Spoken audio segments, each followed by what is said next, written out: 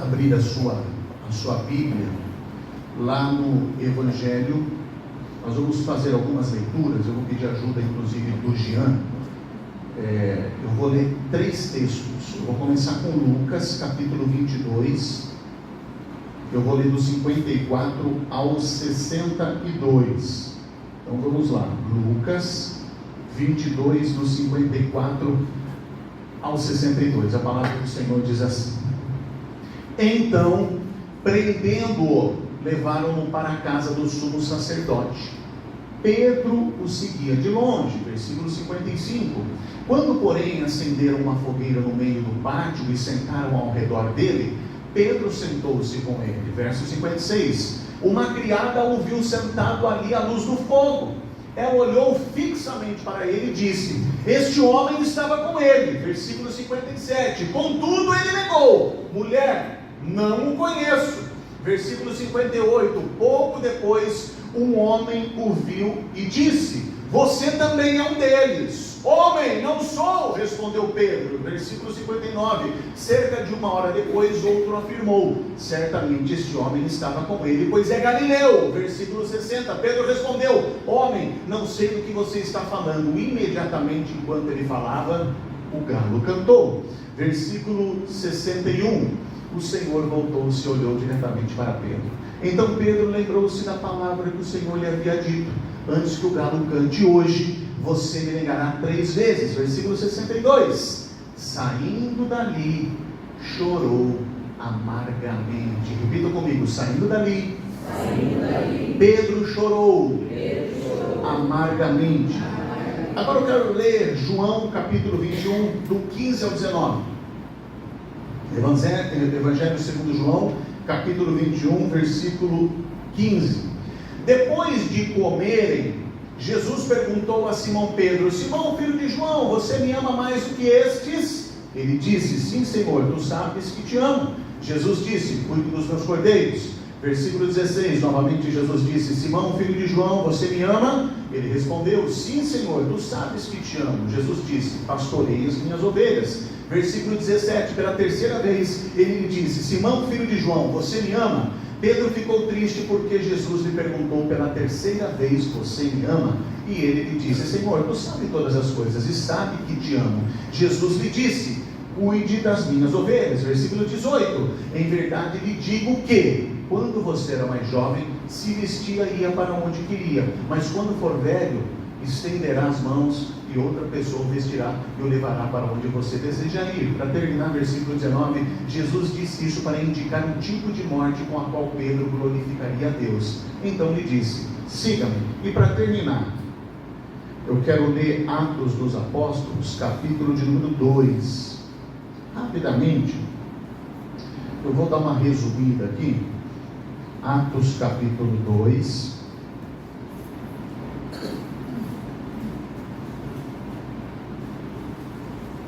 Um versículo pontual. Atos, versículo 2.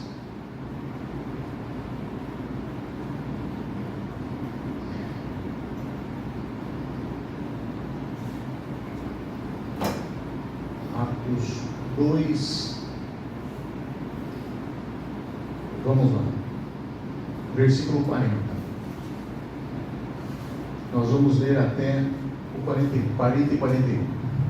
Com muitas outras palavras os advertia e insistia com eles: salvem-se dessa geração perversa. Isso aqui é Pedro que está pregando.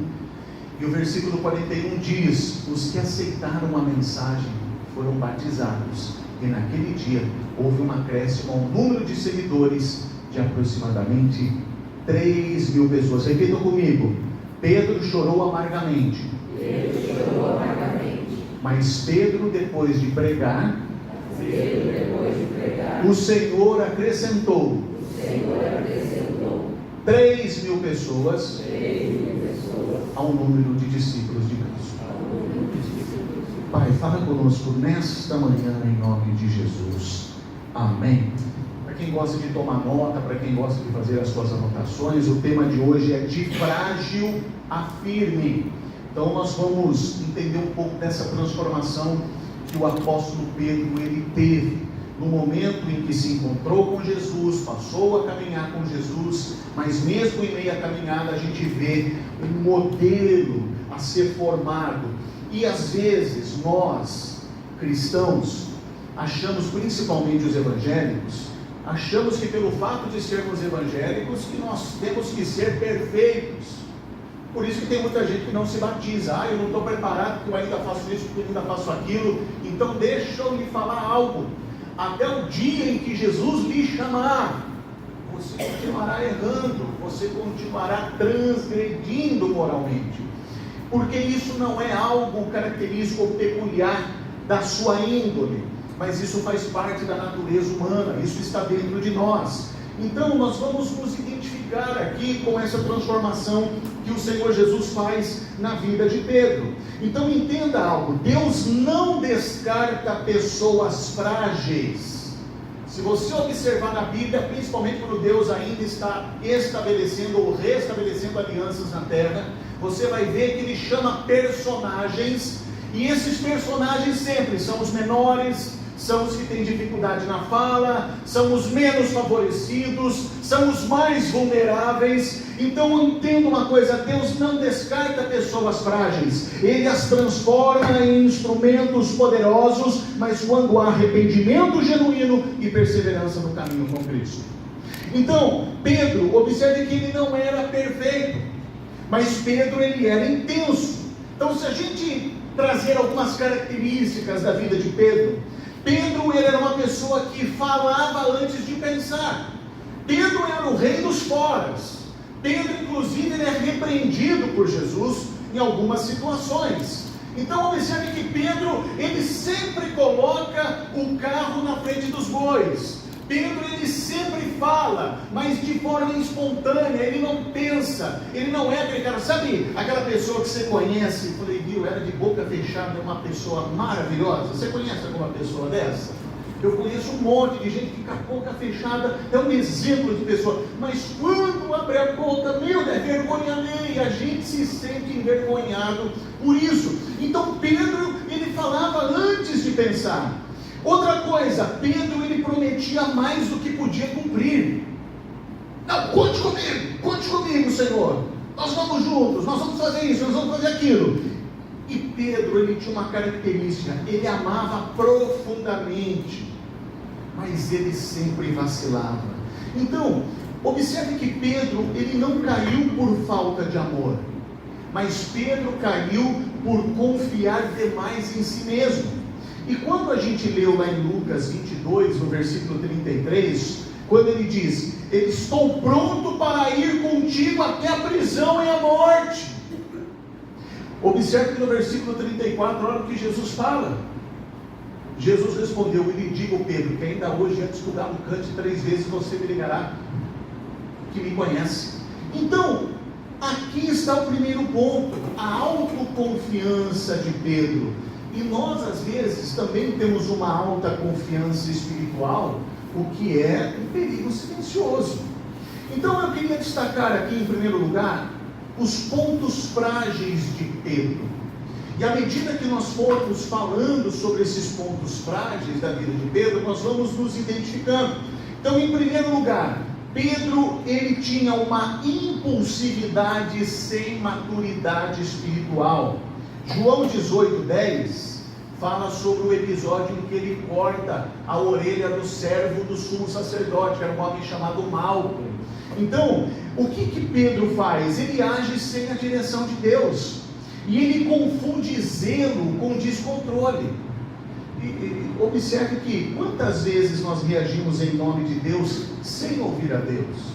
Às vezes até mesmo em roda de família, começa a falar sobre religião, aí a pessoa vai querer falar e às vezes a gente se sente ofendido, a gente acha que nós estamos defendendo Deus, e eu acredito que se Deus naquele momento ele chegasse e sussurrasse no seu ouvido e falasse assim, filho, fica quietinho, porque eu não preciso de advogado. Então, às vezes nós reagimos em nome de Deus, nós falamos algo que não condiz com a vontade de Deus, porque a gente confunde zelo com descontrole. E isso é o que? Isso é uma impulsividade sem maturidade espiritual. Um outro ponto negativo que Pedro tinha era a autoconfiança exagerada. Lucas 22, 33, olha o que diz, Lucas 22, 33. Ele, porém, respondeu: Senhor, estou pronto para ir contigo, tanto para a prisão como para a morte. Então, observe, não é sobre força de vontade, é sobre dependência do Espírito. Então, Pedro, ele tinha essa autoconfiança exacerbada, de uma forma exagerada. Um outro ponto frágil de Pedro era medo da pressão externa. Então, observe que quando ele é confrontado, quando Jesus tinha sido entregue às autoridades, observe que 3 pessoas chegam para Pedro e perguntam: você é um deles, você é Galileu, e as 3 vezes ele nega. Então, observe que o homem que enfrentou os soldados, ele caiu do quê? Diante de uma pergunta.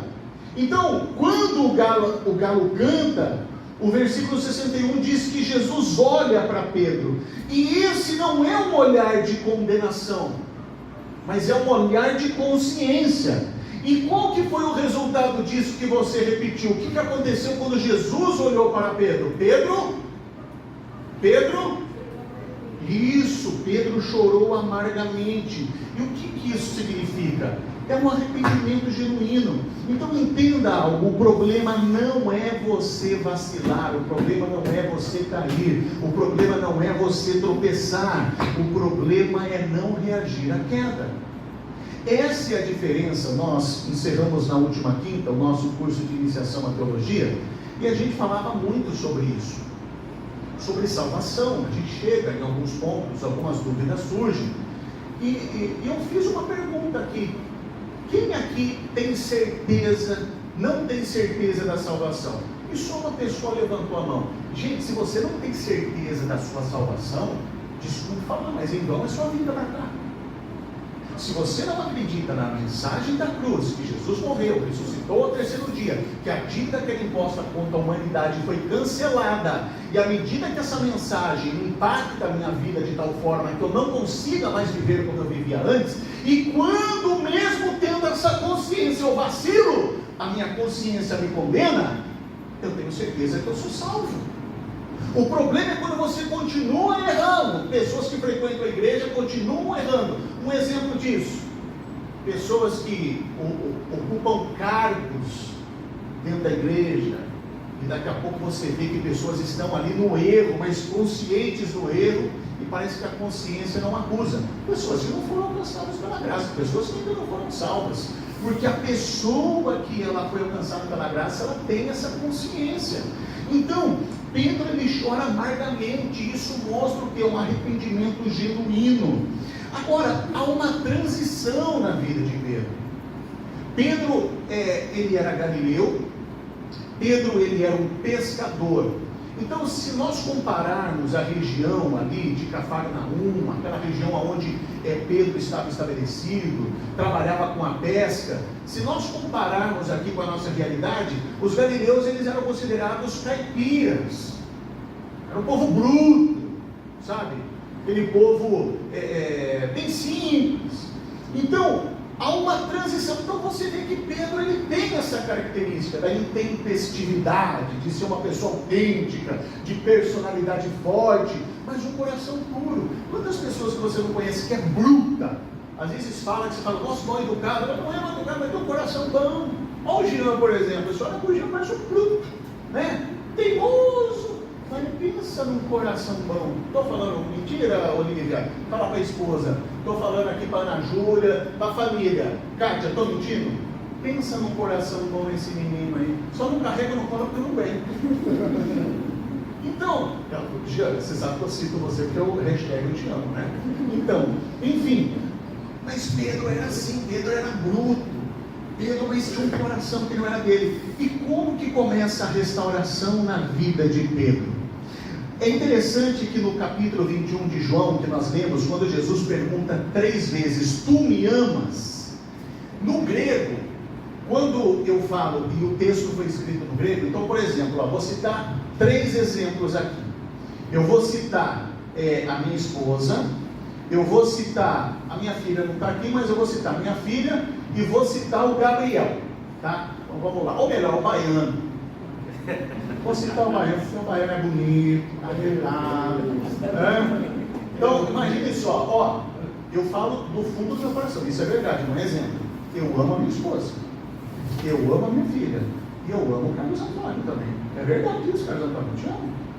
Agora, calma aí, eu uso a mesma palavra para mensurar o sentimento que eu tenho por 3 pessoas. Só que se o mesmo amor que eu sinto pela Carol é o mesmo que eu sinto pelo Carlos Antônio, aí a gente vai ter que parar. Eu vou ter que parar de torcer para o Palmeiras e o Botafogo, nós vamos torcer para o São Paulo.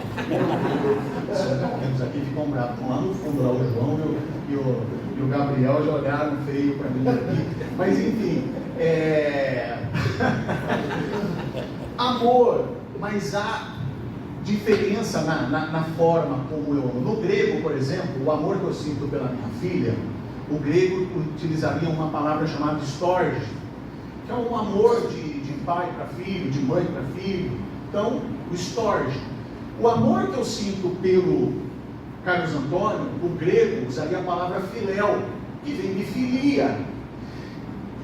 O amor que eu sinto pela minha esposa significa o quê? O amor eros, que é um amor carnal, desejo ardente. Daí vem a palavra erótico. Então, observe que são 3 palavras no grego, a gente consegue ter uma compreensão melhor. Só que quando Jesus ele pergunta para Pedro, Pedro, tu me amas? Ele não usa nem filéu, nem storge, nem eros. Jesus ele usa uma palavra grega do verbo agapau, que significa que é o ágape, é um amor incondicional ou amor sacrificial. E Pedro responde com filéu. É como se Jesus dissesse: Pedro, tu me amas incondicionalmente? E Pedro respondesse: eu gosto de você. Por isso que pela 3ª vez Pedro ele fica triste, porque Pedro ele reconhece: eu não sou mais aquele que acha que é forte. E Jesus ele não rejeita isso, pelo contrário, ele restaura Pedro no nível onde ele está. E a cada resposta Jesus diz o quê? Apacenta minhas ovelhas, cuida dos meus rebanhos, do meu rebanho. Então, observe algo poderoso que Deus fala para você e para mim nessa manhã. Deus não exige perfeição para restaurar, mas Deus exige corações sinceros. Eu, ao longo da minha vida ministerial como pastor, se tem uma coisa que eu aprendi é que sinceridade abre portas, a verdade abre portas, a sinceridade abre portas. Quantos casos que eu já tive que é difícil, eu tenho dificuldade com isso, minha esposa sabe, eu tenho dificuldade de falar não para as pessoas. Às vezes eu vejo uma coisa errada que precisa, às vezes, você apontar, mas eu tenho medo de magoar as pessoas. Mas ao longo desses 15 anos, eu fui obrigado em alguns momentos a ter que mediar conflitos dentro da igreja, dentro de casa, de famílias, no meu atendimento pastoral. Mas eu já tive casos em que eu tive que mediar por ser pastor da igreja, que eu estava vendo falhas, transgressões morais graves de pessoas que serviam na igreja, que ocupavam cargos. Mas todas aquelas que foram sinceras e mostraram arrependimento, eu nunca falei, vai para o banco. Não, você vai continuar servindo, só que eu quero você perto de mim. Então vamos caminhar junto. Pessoa sincera, pessoa que mostra um arrependimento genuíno, pessoa que quer mudar, pessoa que sofre com aquilo.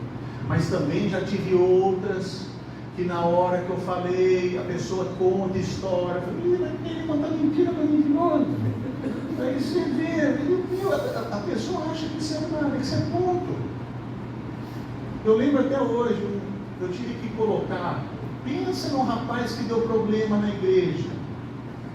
Só um dos problemas que ele deu na igreja, na minha casa ele foi fazer um serviço, não vou falar o serviço que era, até pino de cocaína eu achei dentro do banheiro, e não fui nem eu que achei, foi o rapaz que é da outra quadrangular, que viu uma calça ali pendurada no box do banheiro, e ele estava fazendo a instalação do ar-condicionado, teve que passar fio, ele foi no banheiro, derrubou e viu os fios de cocaína. Ele falou: viu, quem está fazendo o serviço disso aqui? Falei: o fulano. Nossa, da sua igreja tem uns 3 fios de cocaína ali, vazio, ali no bolso da calça dele. Eu falei: meu Deus.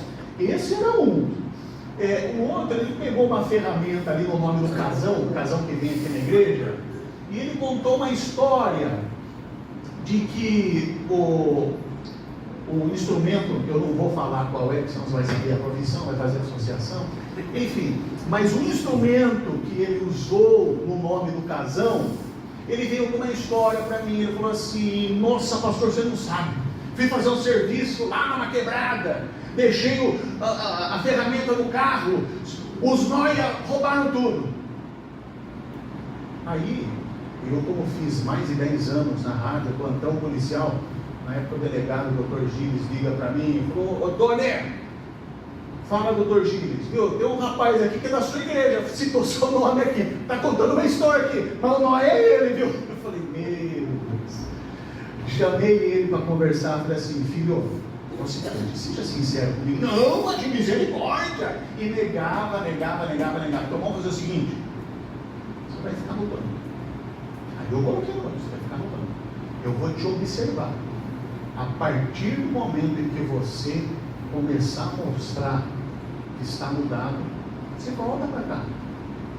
Aí ele estava na igreja, ele ia nos cultos, estava lá ele e a mulher, e chorava.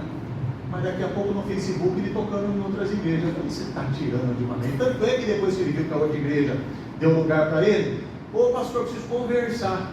Eu falei: filho, se for para comunicar que você está saindo da igreja, poupe o meu tempo que eu poupo o seu. Não vem contar historinha para mim. É isso, está na bênção, vai com Deus e enfim. Então, há diferença entre pessoas que mostram frutos de arrependimento, enquanto que outras pessoas querem contar história, querem manipular e acham que isso é bobo. Então, mais uma vez eu digo, a queda de Pedro quebrou o seu orgulho e abriu espaço para a sua verdadeira transformação. Então, qual que é a transformação que Jesus ele faz na vida de Pedro? Atos capítulo 2, verso 14.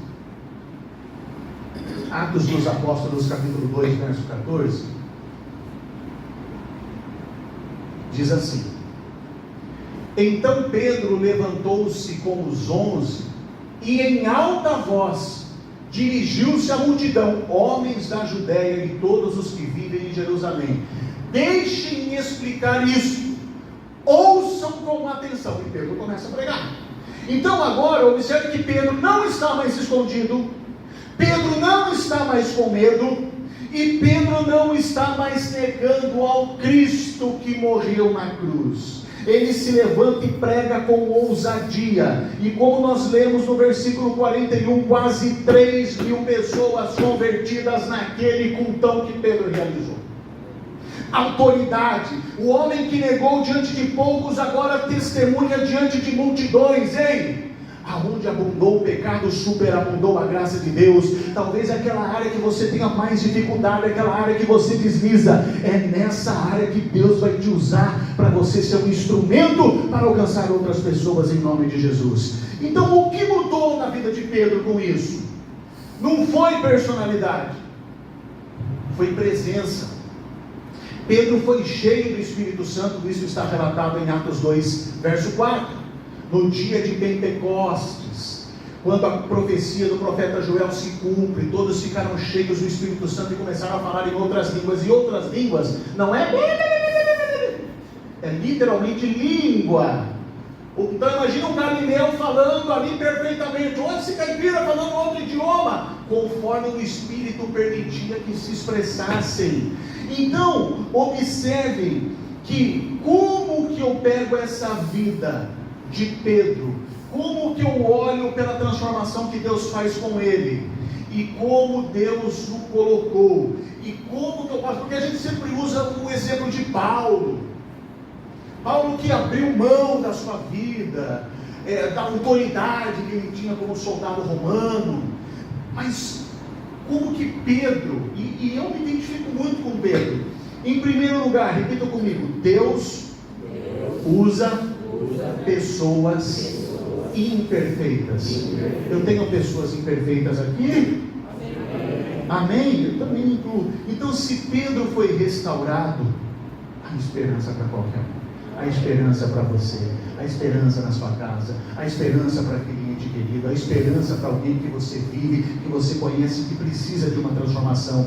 Deus usa pessoas imperfeitas. Segundo, repita comigo: o fracasso não define o meu futuro.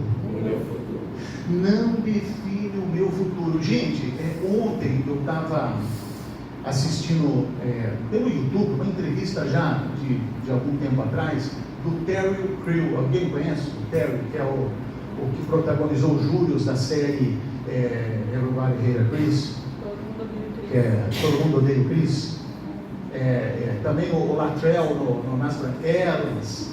Ele faz o comercial da Shopee, né? Enfim, ele é um barato. Eu já gostava dele e eu assisti a entrevista dele e é impressionante. E ele fala sobre isso, que a partir do momento que você começa a fazer, mesmo que algo dê errado naquele momento, você não pode desistir. Porque ele falava de um filme que o Danilo Gentili citou, eu não vou me recordar agora, o Idiocrático, acho que é esse que é o filme. Ele falou, foi um fracasso no cinema, mas anos depois esse filme começou, as pessoas passarem a fita um outro, que virou um sucesso, e hoje as pessoas lembram do papel que eu fiz desse filme chamado Idiocrático. Então ele falou, a gente precisa entender que não é porque algo está falhando hoje que lá na frente vai definir o meu futuro. Não, continue no caminho. Então o seu pior momento, entenda algo que eu vou dizer, o seu pior momento não é a sua identidade final. Talvez você esteja vivendo um momento ruim na sua vida, mas isso não define o seu futuro. O que define o meu futuro é aquilo que já está escrito, que o meu nome está escrito no livro da vida. Isso sim, que eu e você somos filhos e filhas amadas de Deus. Isso é o que define o nosso futuro. Essa é a nossa identidade. Em terceiro lugar, repitam comigo: arrependimento verdadeiro gera transformação real. É o que eu falei agora. Pedro chorou. Se Pedro chorou, Pedro mudou. Não são lágrimas de crocodilo, é arrependimento genuíno. Pessoas que choram amargamente porque não conseguem ser aquilo que sabe que Deus gostaria que elas fossem. Então o arrependimento verdadeiro gera transformação real. Quarto lugar, repitam comigo: intimidade com Cristo produz firmeza. Antes Pedro era o quê? Impulsivo, intempestivo. Depois ele ficou firme e cheio de autoridade. Cheio de autoridade. E quinto, repita comigo: quem permanece é transformado. Então Pedro não desistiu. Isso mudou tudo na sua vida. Não desista, por mais difícil que esteja a caminhada, por mais difícil que estejam os problemas. Não desista, permaneça. É essa mensagem que Deus está trazendo para você. Talvez você se veja em Pedro hoje. Talvez muitos aqui, à medida que nós fomos ministrando, você também se identificou porque você já falhou. Você já negou a Cristo com atitudes. Muitas coisas você já prometeu e não cumpriu. Mas Jesus ainda está perguntando: tu me amas? E não é uma pergunta para te condenar, mas é um convite para te restaurar. Então, observe algo. Enquanto que a sociedade hoje, com as redes sociais, elas criaram uma política de cancelamento, porque hoje a gente tem que tomar cuidado com o que a gente fala, o que a gente faz, principalmente o que a gente posta. E quanto mais conhecida a pessoa é, senão ela cai na onde? No cancelamento. As pessoas começam a cancelar. Então, deixa eu falar algo para você. As pessoas podem te cancelar, mas Deus não cancela quem cai. Ele levanta quem se arrepende. A queda de Pedro não foi o fim da sua história. A queda de Pedro foi o início da sua transformação. Quem confia em si cai, mas quem depende de Deus permanece. E entenda algo: Jesus não desiste de você no seu pior dia. Deus não desiste de você no seu pior dia. Tem uma canção, faz tanto tempo que a gente não canta, justamente, né? Deus não desiste de você. Como que canta? Como começa a música? Não é essa. Isso. Como que começa? Se tudo está difícil. Essa daqui? Não, essa daqui é não poderei, né? Como que chama essa música? Não é Deus cuida de você. Não importa quem você é. Você consegue tocar aqui para cantar? Em dó. Toca, nós vamos cantar essa música. Só um violãozinho, só um violãozinho. Só um violãozinho, só um violãozinho. Como que chama a música? Só um violãozinho em voz aqui, pode ficar tranquilo. Eu e o Gabriel aqui, pode ficar tranquilo. Vamos lá. Como que chama a música? Ele não desiste de você. Então, se você consegue cantar essa canção, para a gente poder entender que é isso que Deus ele fala para mim e para você nessa noite, nessa manhã. Tem essa letra aí? Eu não lembro.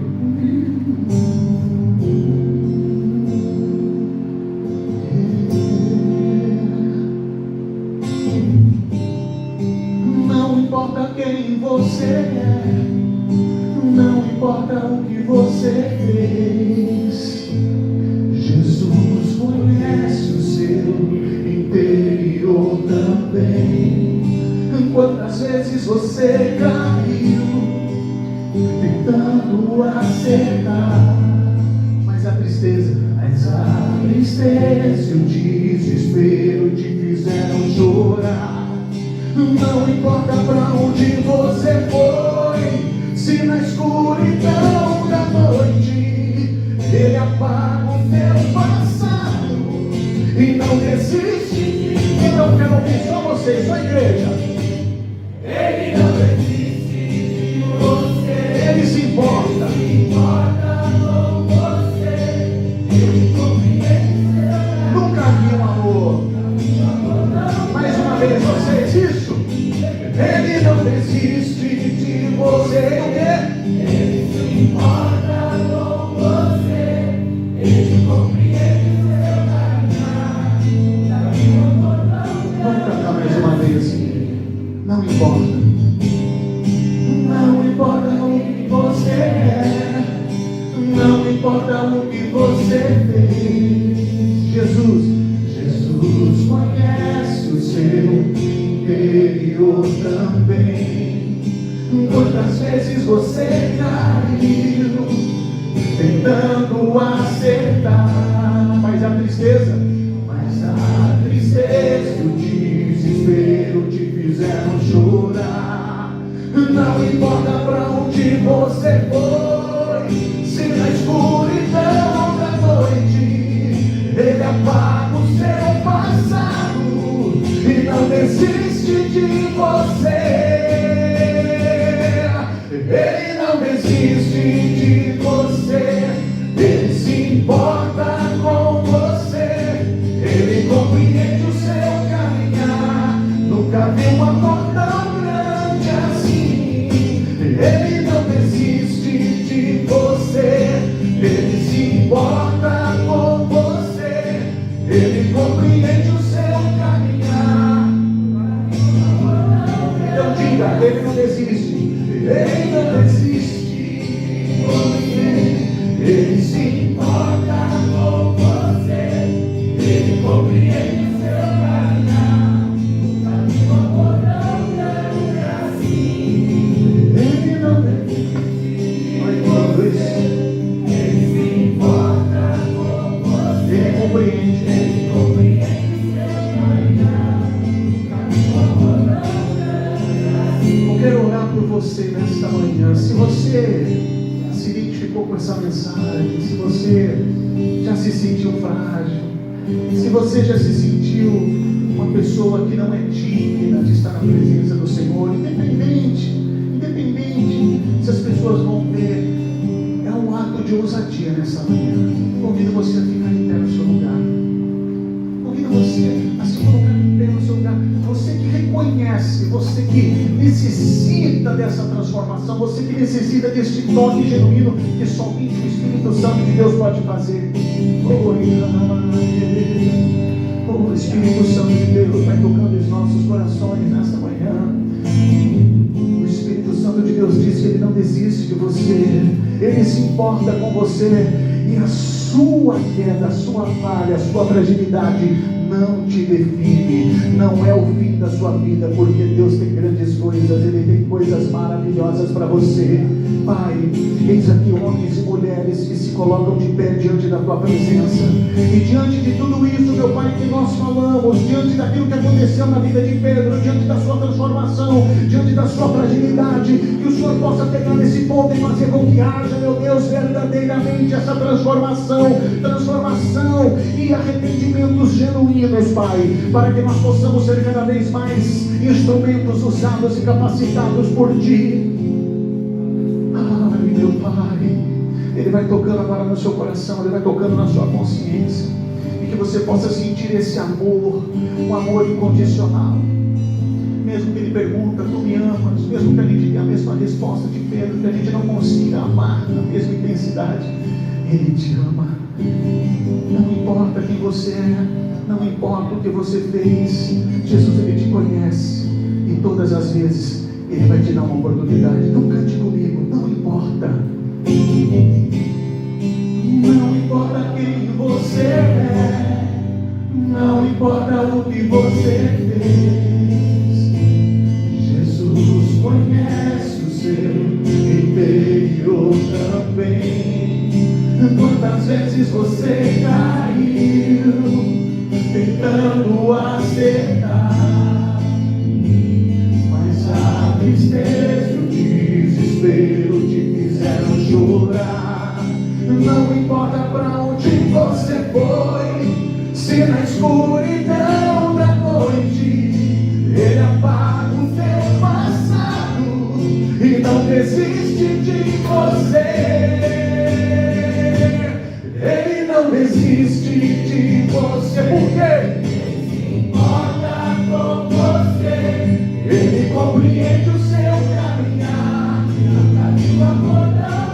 Então diga isso, cante alto. Ele não desiste de você. Por quê? Ele se importa com você. Ele compreende o seu caminhar. Mais uma vez para terminar. Ele não desiste de você. Ele se importa com você. Ele compreende o seu caminhar. Nunca vi amor tão grande assim. Aleluia, aplauda bem forte o nome do Senhor. A Ele a honra, a Ele a glória, a Ele o louvor, a Ele a adoração. Santo é o Senhor, graças a Deus. Pode ficar de pé, a gente já vai passar os recados. Faltam 2 minutos para terminarmos o nosso culto, e eu tenho certeza que o Senhor agiu poderosamente nesta manhã em vidas que estão sendo restauradas. Domingo que